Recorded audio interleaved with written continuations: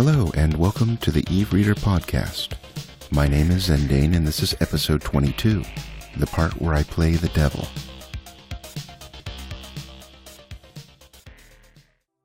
Let me tell you about the madman and the wonders he performs.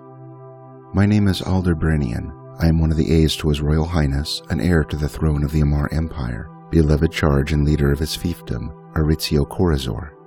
I have not been doing this job for long, and already it is a marvel beyond anything I had imagined. I do not sleep much, I eat at irregular hours, I hold conversations, brief, fleeting words, and of a servile nature, but still spoken out loud and answered, with men who operate at the highest level of government, and with men who operate only in the shadows. My lord has not always been loved. There was a time when he was considered merely a shrewd politician, fitter to rise than to rule. There was also a time when he had ruled so terribly and done such awful things that the people rose against him. A religious man intervened, a speaker of truths, and he saved my lord, but for such a price I cannot speak of. When he returned to his duties, he was a new man. He was also a kind man, one who thought very hard about the lives of his subjects and how to better them. He has been on that mission ever since, to improve the lives of the people who serve him and whom, he strongly emphasizes, he serves in turn. Part of that rejuvenation was to bring on a new group of people, ones who could help him rule his heirdom in the most humane, efficient way possible. I am one of his new recruits. I took my exams, and without divulging how I did on them, I can attest that I did not fail in my duties. When I was interviewed, the Lord asked me whether I was faithful. I said I was. He asked me whether I was faithful to the people, the ruler, or my Lord God. I said that as far as I was concerned, these three were indistinguishable. He smiled for the first time in our interview. A day later, I was brought on. One of the ongoing missions begun by my lord is to travel around his kingdom, both to familiarize himself with his people, and them with him, and to ensure their lives meet the standards he has set for a Corazor person. This applies equally to holder and commoner. It even extends to slaves, who my lord believes are no less worthy, in their way, than the people they serve. In this he is assisted by a cadre of able people among whom I proudly count myself.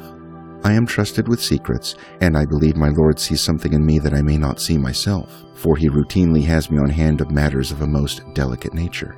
He does not ask my opinion, but he does inquire of my analysis on certain court matters.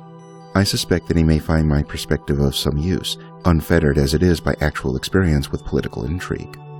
Our agents had determined that the subjects on a particular planet in my lord's kingdom were not fomenting rebellion or anything of that sort, but certainly murmuring and increasing unrest.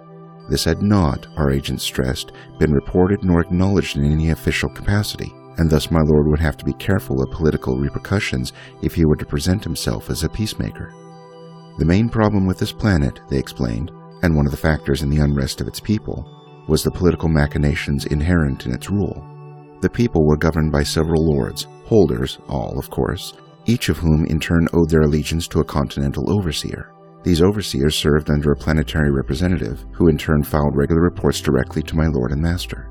We noted that in his recent reports there had been no mention of any trouble.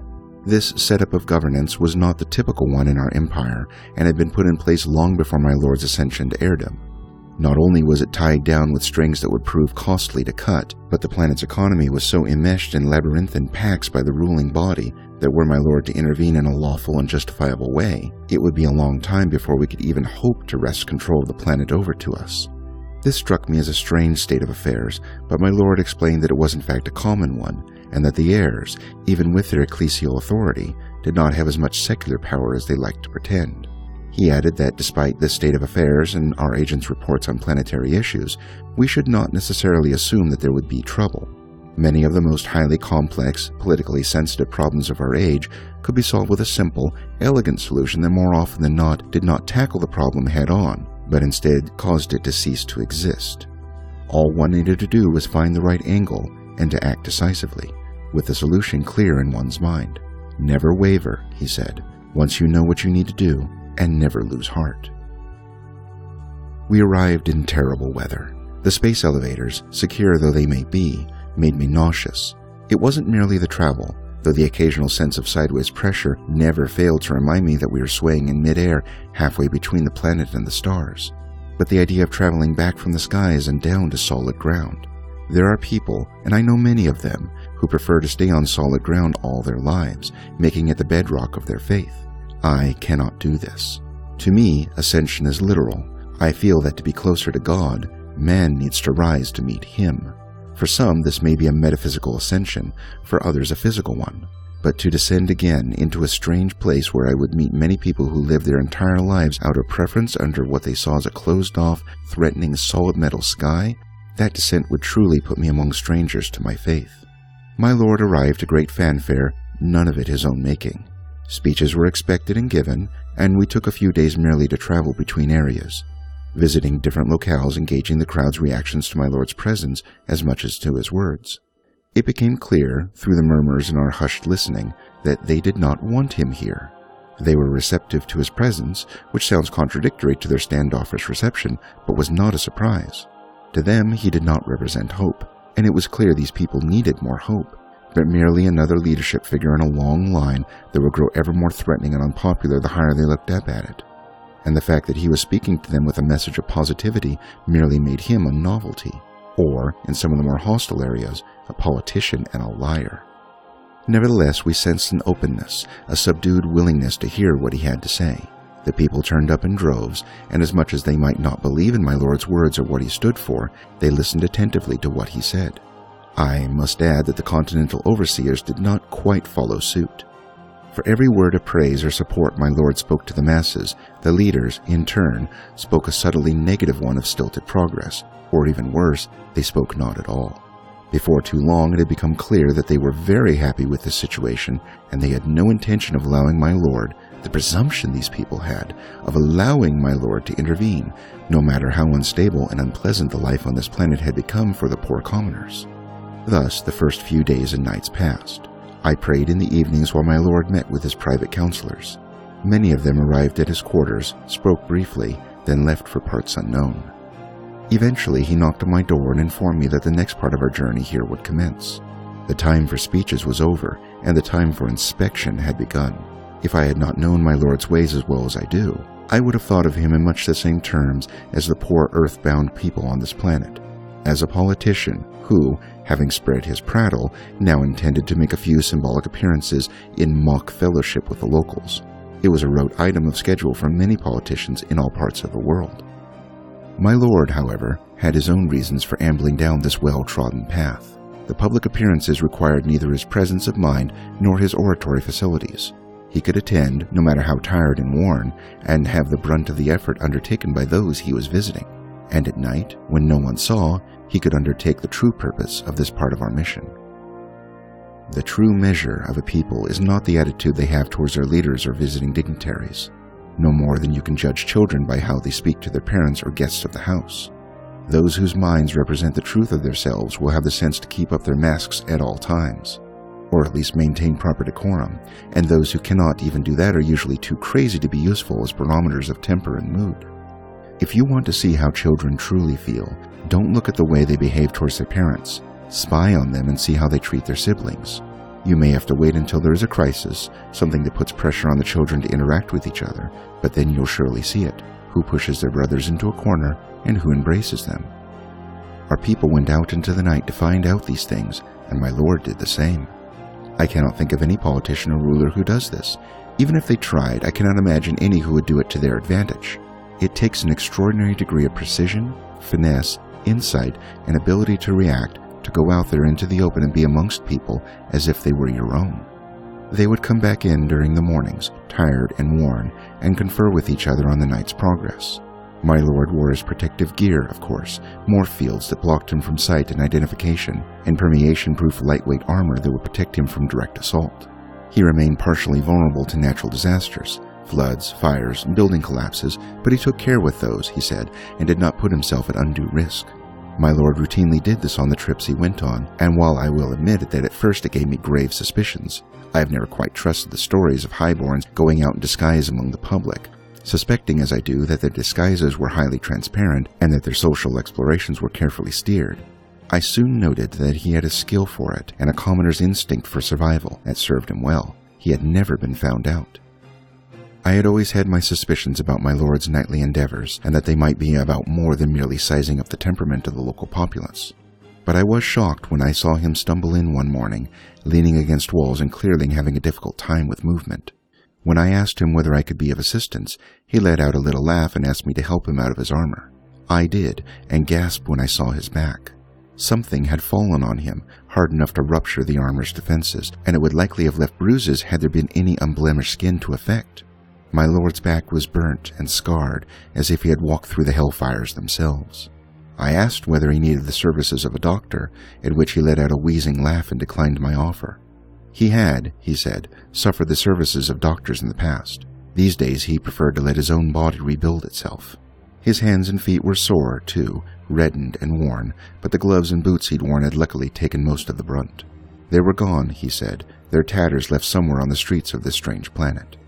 He did not explain the burns, but merely said they had taught him all he needed to know about the inhabitants on this planet. They were not a distant or rebellious people, he added, but they needed a proper rallying cry, along with someone they could trust to shout it from above.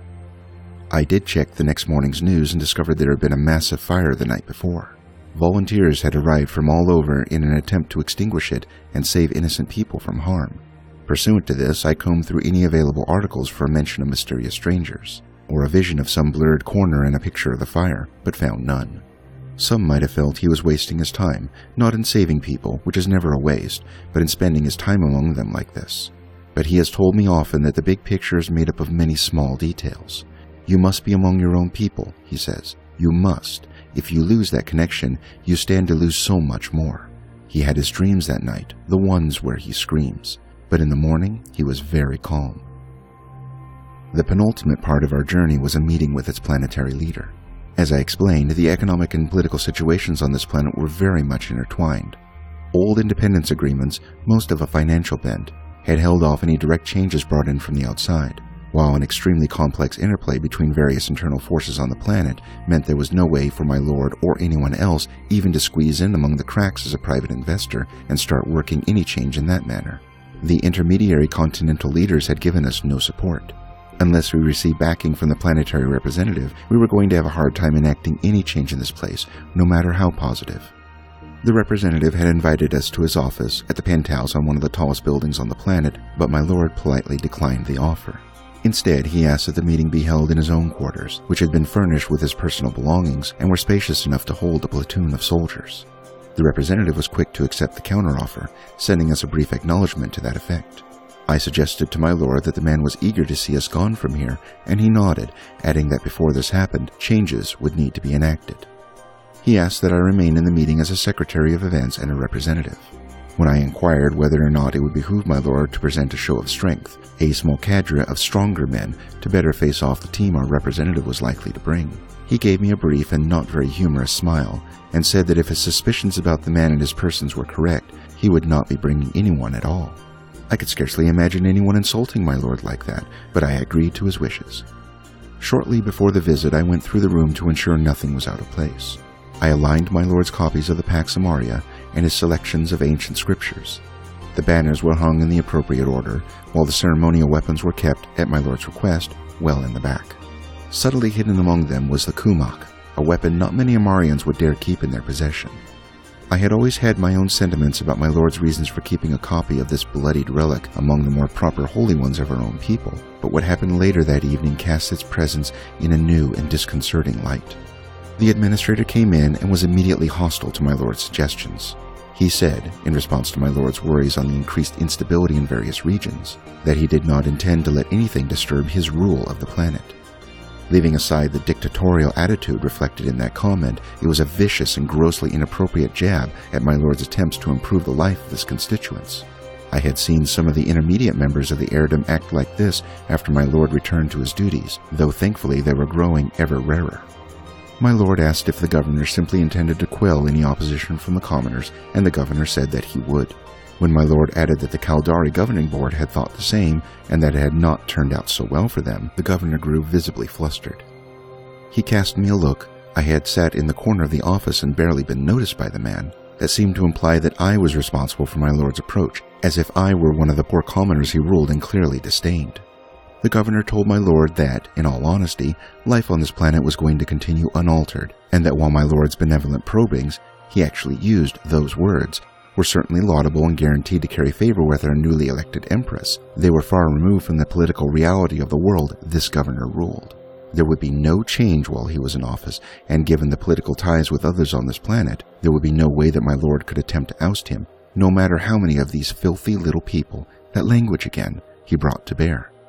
I was speechless by the man's audacity. My lord, on the other hand, calmly got up, walked over to the governor, and, smiling wide, extended his hand. It took the governor a few moments before he extended his own and smiled back. My lord said that the situation was clear and that he truly did appreciate the situation, that as long as the governor was in power, no matter what instability reigned, things would go on as before. He understood this, he said. The governor made as if to speak, but my lord continued, saying how unfortunate it was to have any unrest, tending as it did to spiral completely out of control. He added that, despite this, and despite the fact that this unrest, once it did spiral out of control, would inevitably end up at the shores of his own royal offices, he did understand the governor's way of thinking. After all, he said at last, he had once held much the same viewpoint. The governor fairly yanked his hand out of my lord's grasp, but maintained his smile. My lord turned to me and politely asked me to leave. I was surprised by this, but said nothing and got up from my chair. I walked quietly by the walls and towards the exit. My lord followed me and met me at the doors, opening them for me. I gave him a quizzical look. "This is the part where I play the devil," he said, with such a mixture of regret and relief as I had never heard from a man. He saw me through and closed the doors after me. Not knowing what else to do, I stood outside the room, waiting for the meeting to be over. I did not spy or eavesdrop. I could not have even if I had tried, for the walls and the doors were made of thick material. After a brief while, though, I heard raised voices, mostly from the governor. The voices rose until one of them became a shout. It was punctured by several muffled thuds, rising to a near shriek before falling quiet altogether. The door opened a crack, and when I saw my lord's face peer through, I let out a long exhale that I had not even realized I'd been holding in. His hair glistened with sweat, though he seemed to have thoroughly wiped it off his face, and his eyes were wide open. He asked me to call up certain members of his staff, for he had something they needed to take care of. This I did. I did not mention to them or anyone else that I had seen the kumak lying on the ground behind my lord.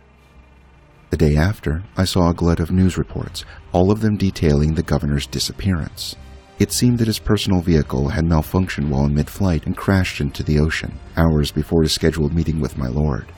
The news included a quote from Heir Aritzio Corazor, where he exclaimed not only his profound sadness over the loss of this great man, but his disappointment that their meeting on the political and economic future of this planet had not taken place.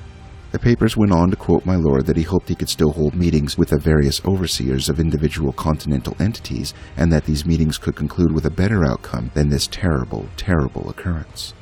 When my lord embarked on this last series of journeys over this strange planet, his speeches received a much better reaction from the workforce.